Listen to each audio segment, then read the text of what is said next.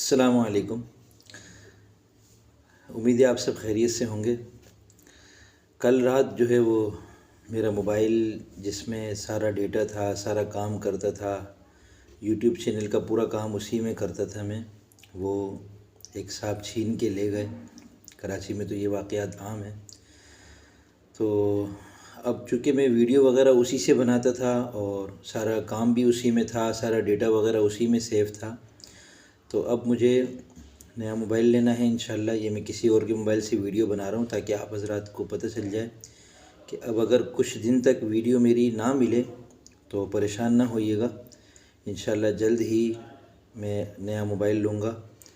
एक दो साथियों से मैंने क़र्ज़ का कहा है और जिसी पैसों का बंदोबस्त हो जाता है इंशाल्लाह मैं नया मोबाइल लेता हूँ और उसके बाद फिर इंशाल्लाह मैं आप हज़रात की खिदमत में पहले की तरह हाज़िरी दे सकूँगा इंशाल्लाह। तब तक के लिए बहुत माज़रत।